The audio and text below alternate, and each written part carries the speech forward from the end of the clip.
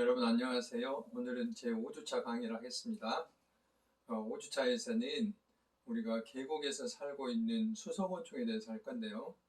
물속에는 물고기를 비롯해서 여러 가지 생물들이 살고 있는데 곤충도 살고 있습니다. 그 곤충들이 우리 생태계에서 어떤 영향을 하는지에 대해서 알아보고 또 오늘은 특별히 제가 공직에 오랫동안 있었기 때문에 그 공무원의 직업 세계에 대해서 그 특별 강의를 좀 하겠습니다. 제3차 시에서는 여러분들이 공무원에 관심이 없더라도 공무원이 어떤 일을 하는지 혹시 또 공무원에 관심 있는 학생들은 이런 직업 세계도 있구나 하는 것을 참고로 했으면 좋겠습니다. 네.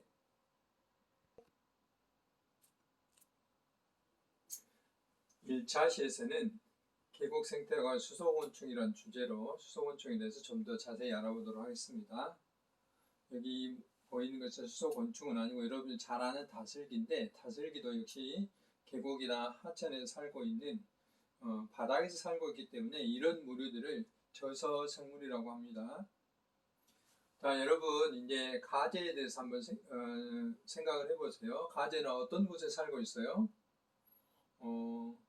되게 가재 그러면 이제 물이 맑은 데 삽니까? 물이 더러운 데 삽니까? 예, 물이 맑은 데 살죠. 그러면 돌로 되어 있는 데 살까요? 아니면 모래나 진흙으로 되어 있는 데 살까요? 일반적으로 가재는 돌로 되어 있는 곳에서 살죠. 그러면 그 계곡이 조그만 또는 굉장히 넓은 강 같은 데 살까요? 조그맣고 우리가 흔히 또랑이라고 그러죠. 도랑 같은데 이런 데서 살죠. 물이 적은 곳에. 그다음 물이 시원한 곳에 살죠. 주로 물이 약간 미지근한 곳보다는. 그래서 이렇게 우리가 가재가 살고 있는 우리가 가재를 생각하면 가재가 살고 있는 것을 다 우리가 말할 수 있어요. 가재가 사는 곳은 물이 맑고 물이 차갑고 그러니까 용존산소 물속에 녹아있는 산소도 풍부한 곳. 그 다음에 아까 바닥은 돌로 돼 있고 또 그늘이 약간 둘러져 있고 물량은 그렇게 많지 않으면서 이런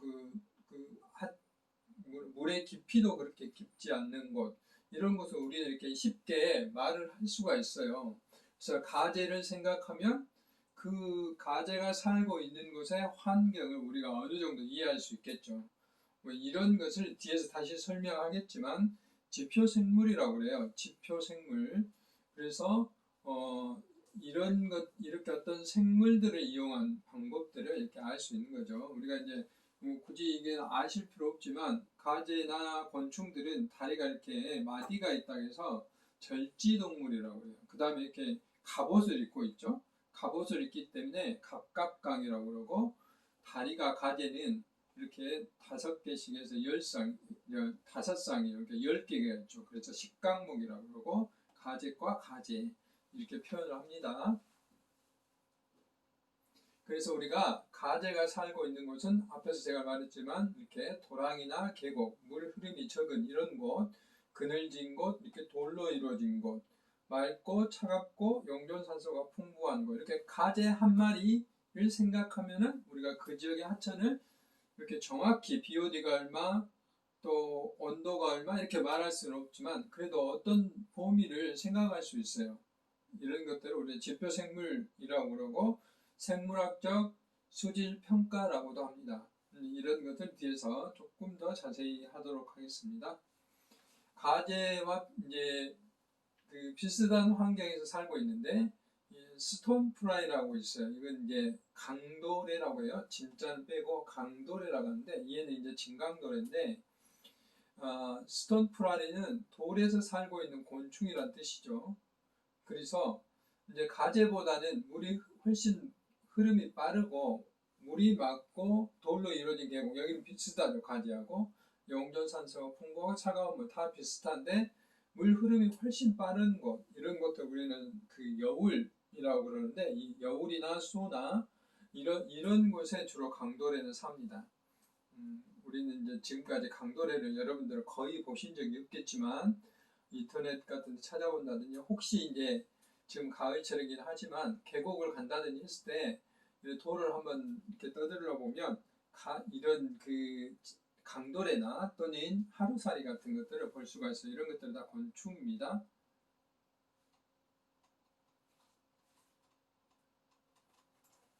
네, 이게 화면이 안 넘어가네요. 잠깐만 기다려 주세요.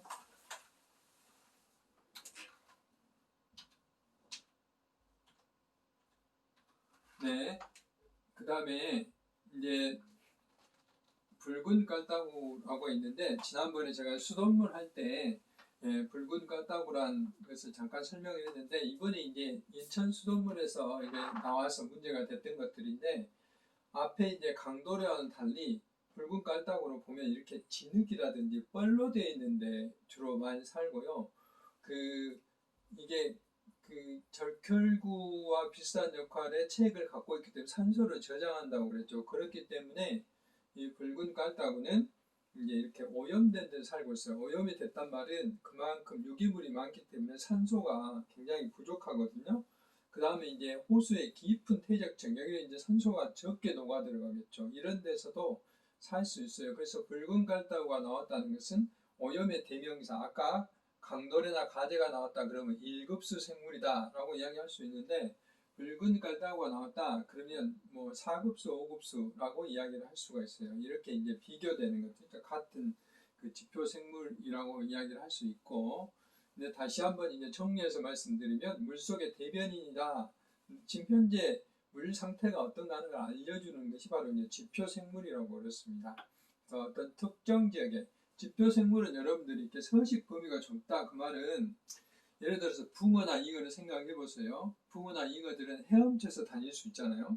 그래서 붕어는 최상류는 아니지만 어느 정도 상류에서도 발견되고 하류에서도 발견이 돼요. 그러니까 붕어는 1급수에서 살지만은 2급수, 3급수에서 살 수가 있어요. 이런 그 생물 종들은 지표 생물로서 적당하지 않죠. 근데 가재처럼 극단적으로 아까 물이 맑고 용존산소가 많고 이런 데서 살고 있는 그 가재나 강도래 또 물이 약간 그 더럽고 그러니까 오염이 돼 있고 3, 4급수에 살고 있는 깔따구 이런 것들이 서식 범위가 좁은 거죠. 이런 좁은 범위에서 살고 있는 그 생물들이 지표 생물로서 좋다 이 말이죠. 이제 그렇게 이야기를 하고 수질 상태에 따라서 아니면 하천의 바닥 구조에 따라 아까 돌에서 사는 애들 또는 진흙에서 사는 애들, 모래에서 사는 애들 이렇게 이제 그 어떤 생물의 서식 특성에 따라서 그 서식 지역의 환경을 파악할 수 있는 종 이런 종들을 우리는 지표 생물이다 이렇게 이야기를 합니다.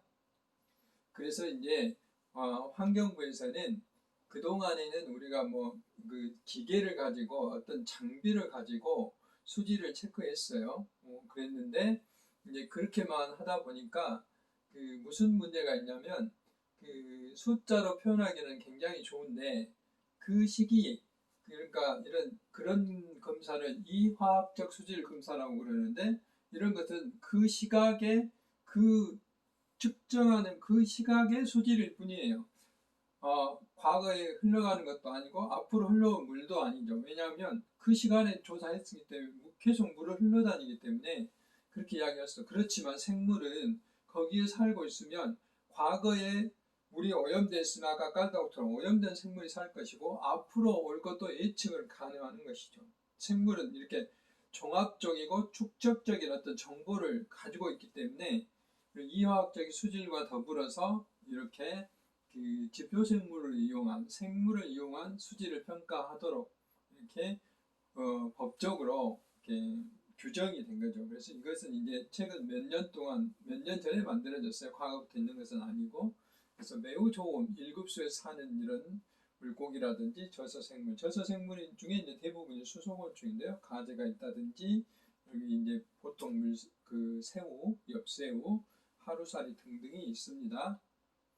그 다음에 이제 약간 나쁜 곳에서 사는 애들, 매우 나쁜 곳에 사는 애들, 주로 이제 뭐 파리류라든지 물달팽이류 이런 것들이 조금 이제 나쁜 데서 살고 있죠. 여기 붉은 색깔따구도 있고요.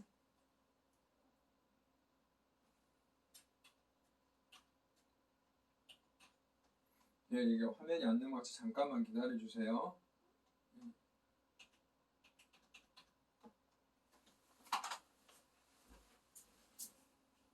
어디를 눌러야 되지?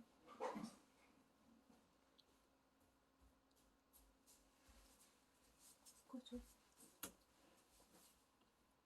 정지.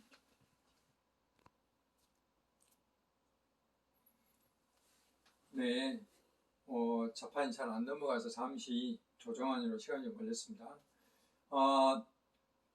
그래서 이제 이런 그 생물을 가지고 지표 생물이라고 그러는데, 이런 이제 생물들이 살고 있는 곳이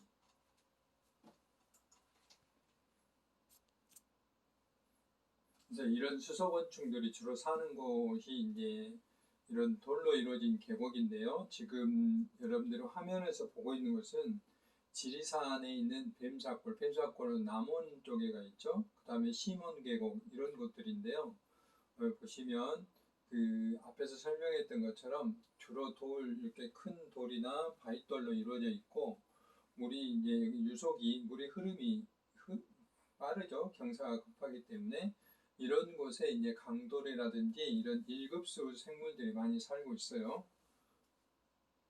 그래서 좀 더 이제 자세히 확대를 해서 설명을 드리면, 역시 이제 여기도 생태계이기 때문에 이런 물이라든지 돌이라든지 이런 것들은 이제 비생물적인 거죠. 물이 있기 때문에 아까 제가 설명했다시피 온도라든지 물의 흐름, 화산 구조, 이렇게 구조가 어떻게 되어 있는지, 이렇게 물이 급하게 흐르는 것, 수심이 낮고 급하게 흐르는 것을 우리 여울이라고 그래요.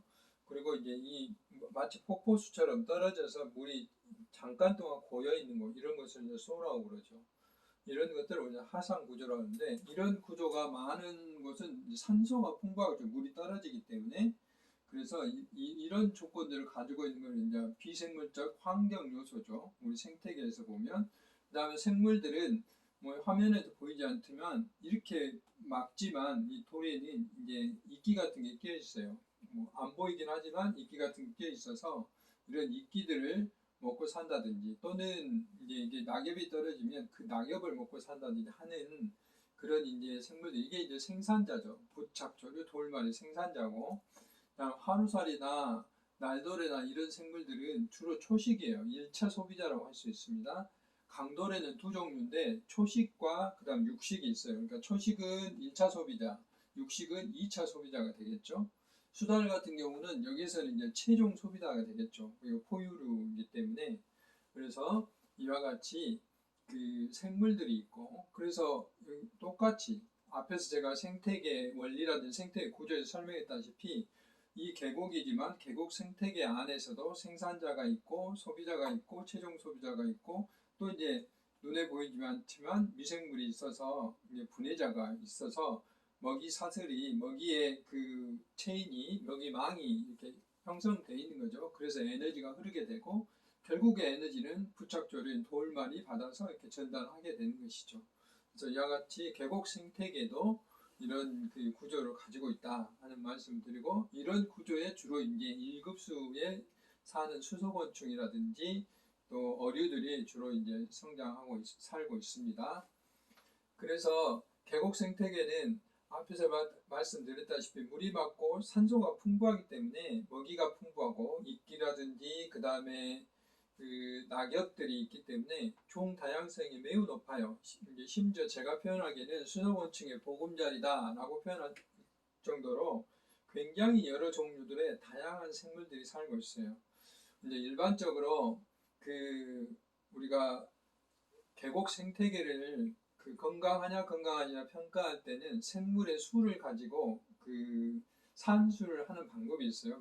종 다양성이라는 게 있고, 그 다음에 종 우점도 지수라는 게 있는데, 다양도 지수라는 것은 이렇게 많은 종류들이 골고루 그 어느 한 그 생물이 대량으로 나오는 게 아니라 골고루 섞여서 있는 경우가 이제 그 산술식으로 통계식으로 계산해 보면 다양도 지수가 굉장히 높게 나와요. 계곡 같은 경우에 이런 것은 건강한 생태계다 할 수 있는데, 아까 붉은 깔다가 나오는 과거의 광주천 같은 게, 지금은 광주천이 2, 3급수로 수질이 좋아졌지만 과거에 5급수, 6급수였을 때 보면 실지렁이나 그 붉은 깔따구 외에 다른 생물들은 거의 발견이 안 돼요. 그러면 그런 데는 오점도 지수가 굉장히 높습니다. 다양도 지수는 굉장히 낮고 이렇게 이제 표현을 할 수 있는데 그만큼 계곡 생태계에는 이렇게 많은 생물 수소곤충들이 살고 있다. 뭐 어떤 계곡에 지리산 같은 데 가서 채집을 해서 조사를 해보면 거의 100여 종이 넘게 수소곤충이 발견되고 있거든요. 그만큼 이제 수소곤충이 살기 좋은 환경을 가지고 있다라고 이야기를 할 수 있습니다. 주로 이제 생물들이 살 수 있는 그런 서식처에 아까 그런 환경에 따라서 어떤 생물이 살고 있고 그런 것을 지표 생물이라고 그랬는데 지표 생물들이 산다는 것은 그 생물들이 거기에 적응해서 살았기 때문에 그렇게 이야기를 할 수가 있어요. 그래서 일반적으로 이제 이렇게 고여있는 물, 이런 것을 연못이나 호수 같은 경우 우리는 멈춰있다 해서 정수 생태계라고 그러고, 이렇게 물이 흐르는 곳, 강이죠, 강. 강 같은 것은 하천이나 강을 유수 생태계, 물이 흐른다고 그러죠. 그래서 정수 생태계나 유수 생태계 생물들이 이제 완전히 다르죠. 뭐 물고기의 종류도 다르고 또는 수소곤충의 종류도 달라요.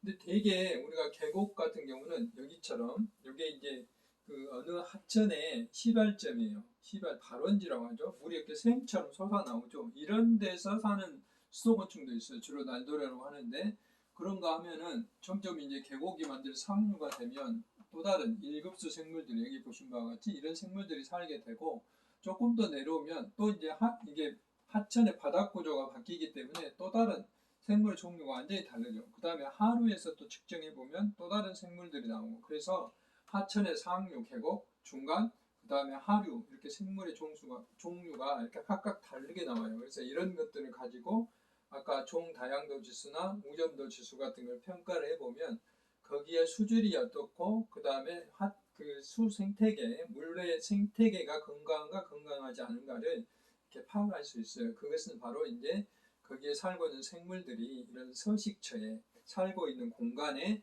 얼마나 잘 적응해서 살고 있는가라는 것을 평가하는 것이라고 할 수가 있습니다. 이런 것들을 우리는 이렇게 종으로 흐른다 해서 종적 생태 네트워크라고 하고 만약에 이렇게 옆으로면 횡적이라고 이야기합니다. 횡적은 이제 지난 생태학 시간에 제가 설명을 드렸죠. 그 다음에 이제 그 앞에서 제가 환경에 그 적응해서 산다 그랬는데 계곡에서 물리적 환경은 수소곤충의 서식을 결정한다. 그래서 아까 말씀드렸죠. 제가 하상 구조가 돌의 크기라든지 그 여울이나 쏘가 어떻게 되어 있는가에 따라서 이 곤충들이 어떤 곤충이 살는가가 정해진다 이 말이죠. 그 다음에 하천의 그 폭이라든지 유속이라든지 거기에 이제 환경 요인, 온도, 용존 산소, 그 다음에 거기에 오염물질, 유기물 농도, 유해물질 이런 것에 따라서 어떤 생물이 살 것인가가 어느 정도 결정이 된다 하는 것이죠. 무엇보다 중요한 건 또 먹이라든지 이런 것들에 이제 차이가 있는 것이죠. 그래서 이런 것들을 우리는 물리적 구조라고 그러는데 이 물리적 구조의 의미가 바로 어떤 생물이 살 것인가 서식지를 결정하는데 중요한 역할을 하고 그럼으로써 생물의 종이 달라지고 그렇습니다. 그렇기 때문에 우리가 이런 그 의미를 가지고 있기 때문에 지표생물법을 이용할 수가 있는 거죠. 어떤 생물이 살 수 있는가 하는 것을 이용할 수 있는 것이죠. 그래서 앞에서 말씀드렸다시피 이제 그 아까 유수 생태와 정수 생태계가 있는데 크게 또 이제 생태계를 물 생태, 수서 생태계를 물환경 생태계를 다른 말로 표현하면 우리가 흔히 보는 강이나 하천이나 이런 습지 같은 거, 연못 같은 것은 우리는 담수 생태계라고 그러고 바다 생태계를 우리는 해양 생태계라고 그랬습니다. 여기서 이제 하구라는 것은 강과 바다가 만나는 지점 그런 것을 우리는 하구 생태계라고 이야기를 하죠. 그래서 이제 우리가 하천은 주로 이제 앞에서 제가 유수 생태계라고 그랬는데 여기에 이제 그 법에 따라서 하천은 하천법이 따로 있어요. 그래서 법에 따라서 국가가 관리하는 하천은 국가하천, 광주시나 전라남도 이렇게 그 시도 또는 시군에서 관리하는 것을 우리는 지방하천이라고 그래요. 그다음에 소하천이라고 이제 국가나 지방하천이 아닌 이렇게 이 폭이 2m 이하의 조그만 하천들이 있어요. 이런 것들은 특별히 이제 시군이 관리를 하는데 소관이 그 행정 자치부예요. 예를 들면 행정안전부, 그 다음에 이제 국가하천이나 지방하천은 총괄적으로 과거에는 국토교통부가 관리했는데 이제 물관리일원화라는 게 돼 있어요. 모든 물 관리가 환경부로 통합됐어요. 그럼으로써 이런 하천도 이번에 이제 수해 피해가 났을 때 그것에 대한 어떤 그 복구 작업이라든지 또는 홍수 통기라는 게 이제 과거에는 국토교통부가 했는데 지금 이제 환경부가 하고 있죠. 이제 이런 법의 체계가 바뀌었기 때문에 그렇다 하는 거고, 하천 폭에 따라서 아까 소하천이 2m 이하인데 이 3m 이하는 우리가 도랑이라고 많이 그러고요. 개천이라고도 합니다. 그 3m 이상이면 강이라고 합니다. 이렇게 이제 폭에 따라서 구별하기도 하고, 아까 앞에서 봤던 소나 여울, 흐름 이렇게 표현하기도 하고, 어디서부터 발원해서 가냐에 따라 상간, 중간, 하류, 그래서 이걸 상중, 하류 이렇게 표현하기도 합니다. 그 다음에 이거 너무 전문적이기 때문에 여러분 꼭 아실 필요는 없는데, 혹시라도 여러분 지도를 본다든지 또는 어떤 인터넷에서 뭐 찾아볼 때 뭐 1차 하천이, 2차 하천, 3차 하천이 강물이니 본류니 지류니 이런 말들이 나오는데, 일반적으로 우리가 이제 이게 사류가 영산강으로 말하면 4번이 4차 하천이 바로 이제 본류가 되겠죠. 본류. 모든 강에 합쳐지는 것. 여기서 이제 분진해서 나가는 건 3차 하천이에요. 3차 하천은 이렇게 2 더하기 2가 아니라 1차가 합쳐지면 2차 하천이지만 2차 하천이 또 2차 하천을 합쳐지면 3차가 되는 거예요. 이게 더하기 산술이 아니고, 그러니까 하천이 하나씩 합쳐지면 플러스 1이 되는 거죠. 이렇게 되는 거. 하천의 어떤 차수를 정할 때는 이렇게 정합니다. 근데 하천은 어떤 기능을 하냐?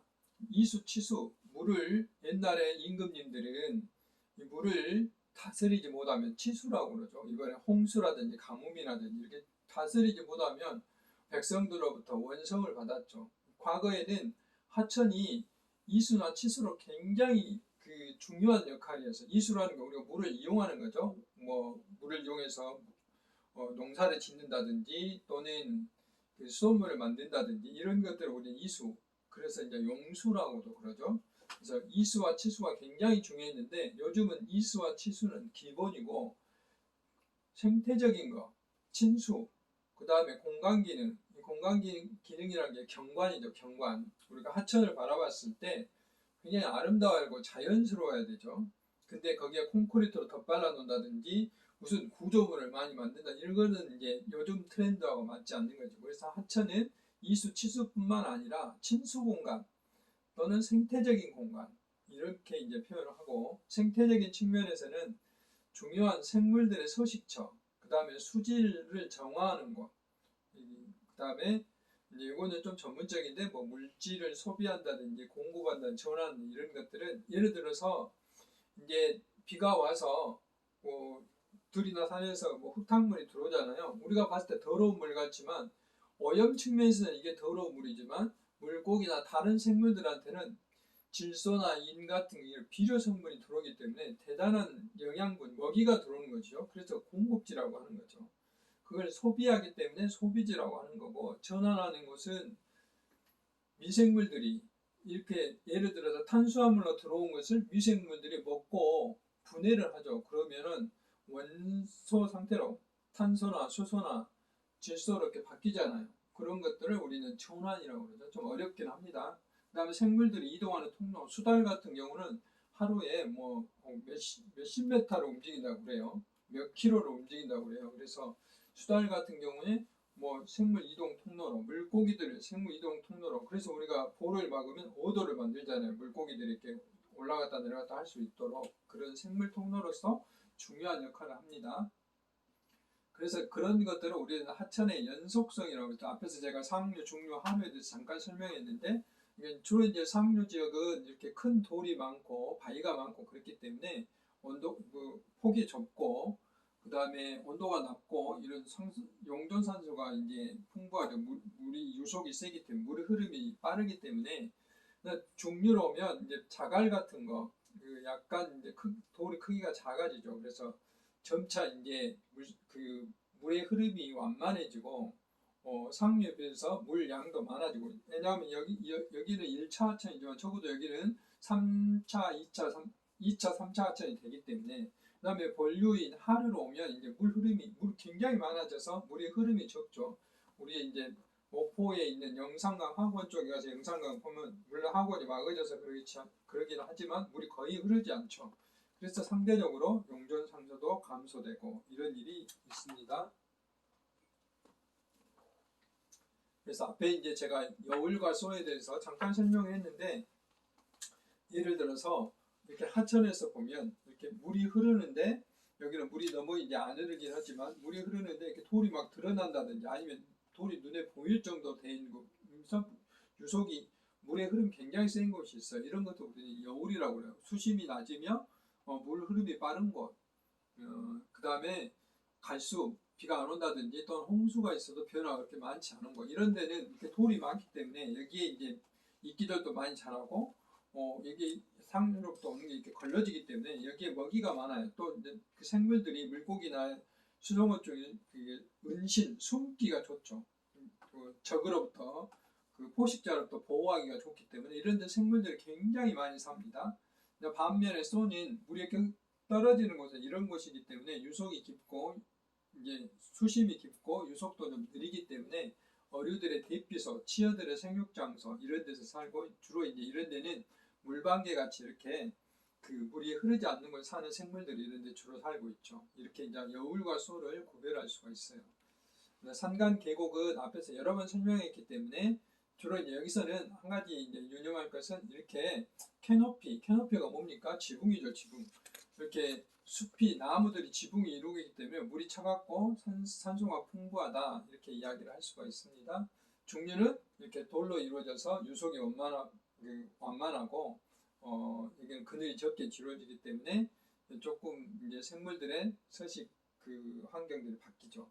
하류는 완전히 이제 이렇게 진흙이라든지 또는 아주 작은 자갈로 이루어져서 이제 유속이 아주 느리는 그런 특징들이 보입니다. 그래서 하천의 상류, 중류, 하류에 대한 설명을 드렸습니다. 그래서 1차 시에서 이제 수소건축을 비롯해 지표생물에 대한 거, 그 다음에 여기 하천의 상류, 중류, 하류의 환경에 따라서 수소건축이 어떤 역할들을 하는가에 대해서 설명을 했고, 2차 시에서는 수소건축에 대해서 좀 더 구체적으로 알아보도록 하겠습니다.